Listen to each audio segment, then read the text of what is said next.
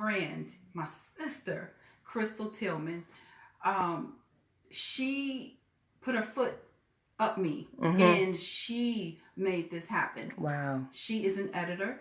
She's published my book. She edited my book, and she kept pushing me, and she kept pushing me, and every single time I'm like, nobody wants to read this, and who's really gonna wanna? She's like, get it done. And she labored and she toiled with me, so I got to put her out there in a good way. Sometimes it's good to be out there in a good way. And I wanted to say that about her.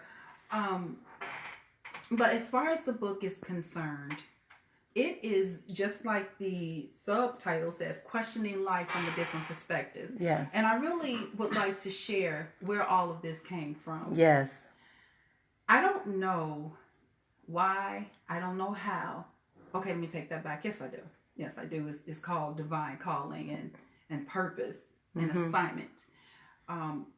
Things were a little rough for me growing up. You wouldn't have known it. You would not have known it because I wore it well. Ooh, I wore it well because, I did well in school, skipped some grades. Maybe it was 1, 2. I don't even remember now. And, I was the pastor's daughter, and I was a happy child. I was a happy child, very well cared for, had everything I needed, a whole lot of what I wanted. But there were some things that happened to me that no one knew about. Not because they didn't care, not because they didn't want, I just didn't tell.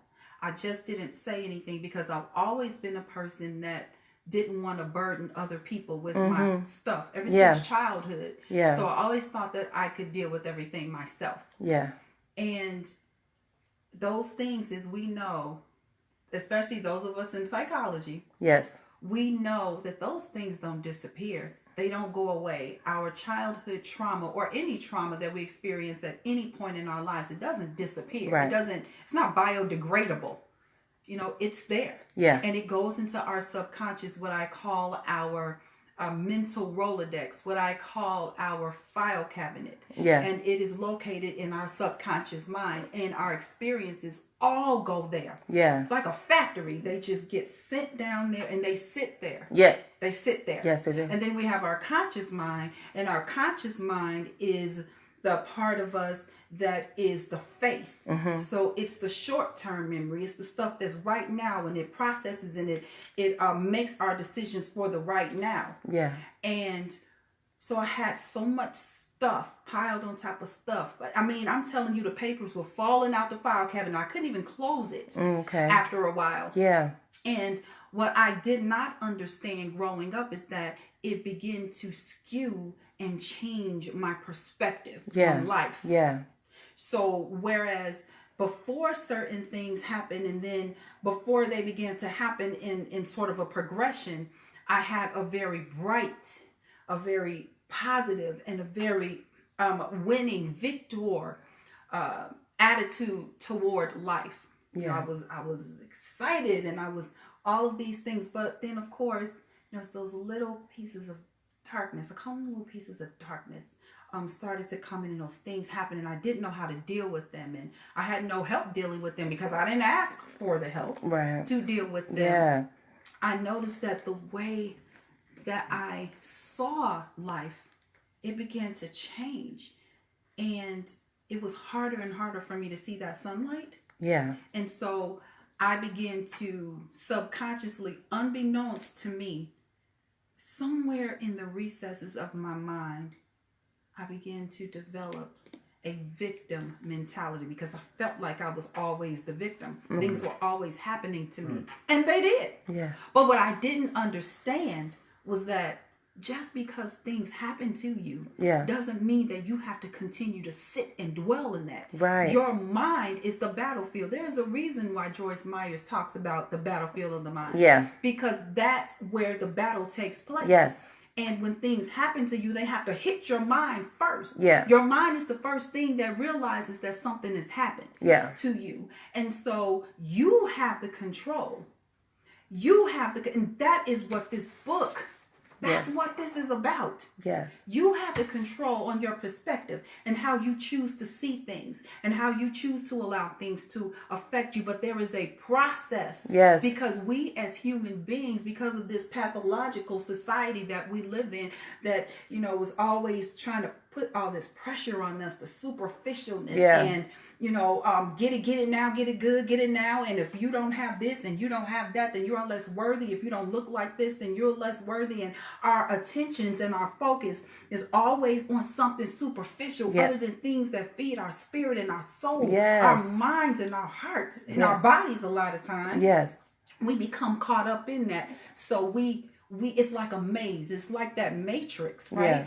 And we do not even know, Dr. Brandy, that we have the power to change our perspective. Yes. And when you change your perspective and when you change the way that you see the things that are happening now, things that have happened in your past, that can change the entire course of your life, and you will and you can come out of that victim attitude because you attract that which you are. And if you're sitting in that victim role and you're sitting there sad and you're depressed all the time, and you know you're sitting here thinking, oh my God, this happened to me, so I'm always gonna be this, I'm always gonna be depressed, I'm always gonna be you know, looked down upon, I'm always gonna be the last one chosen, I'm never gonna be able to do this.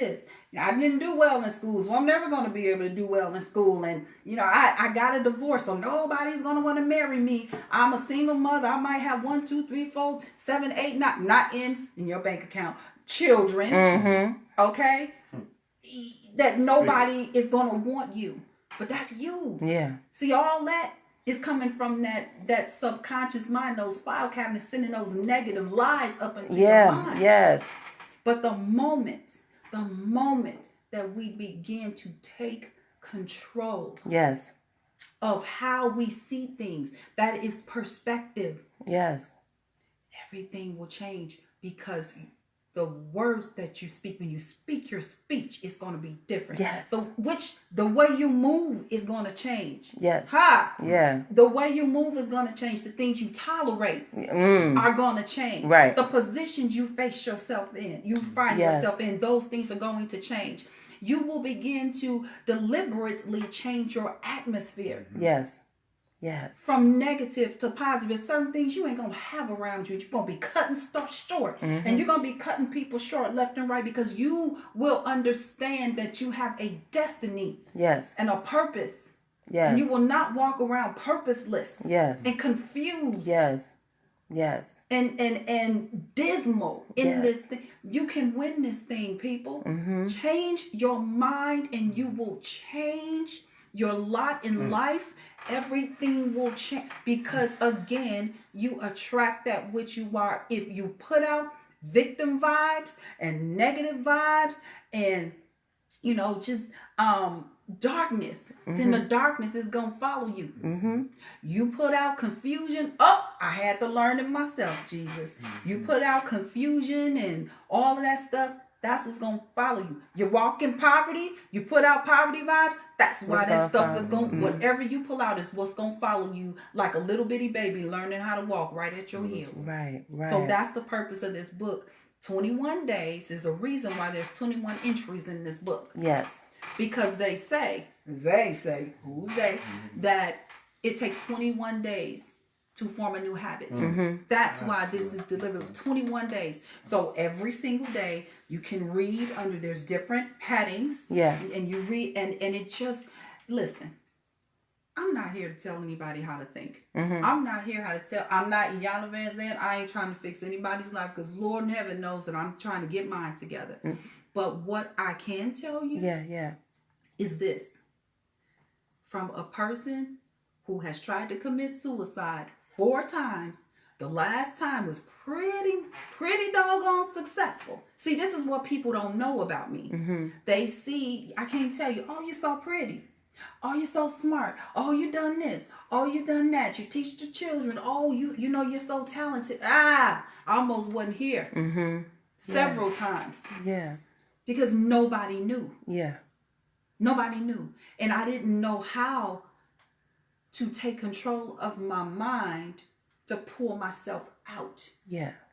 But what I can tell you about the Creator that I know, yes, is that when he has a goal for you and he has a purpose for you, he gonna handle you. Yes. And he's gonna handle you just the right way. So what happened was he got sick of me being a victim and playing the victim role, which I wasn't even trying to play a role. I was just trying to cope. Yes. Yes. And when he said, all right, this one right here is dealing with a whole lot by herself and don't nobody know. Because, and that's another thing, I'm going to get back to what I'm about to say. Make sure you surround yourself with some people. Yeah. Who are in tune with you. Mm-hmm. Yes. You better make sure you surround by the right people, baby. Mm-hmm. Because I have always said that somebody should have known. Sorry, I'm not trying to indict anybody. But as many people as were around me, nobody knew. Nobody knew. So you got to surround yourself with the right people who are going to be in tune with you. Yes. And who can tell when something ain't right. Yes. Who can tell when your spirit is off. Who can tell when you're in the danger zone. Yes.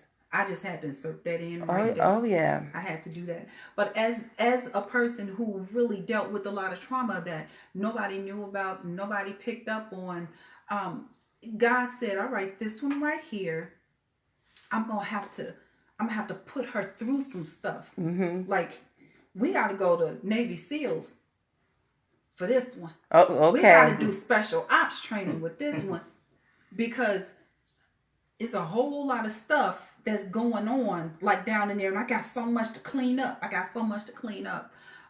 So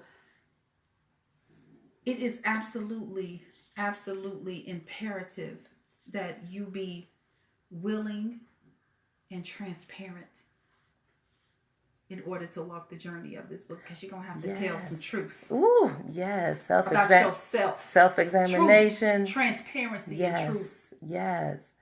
And before we get ready to go to a break, let me just let you know that there's a Facebook watcher that was just said, I needed to hear this today. Oh, so, I mean, we got some Facebook Live viewers, and thank you for tuning in through Facebook Live, and even to our Soar Radio listeners who are listening.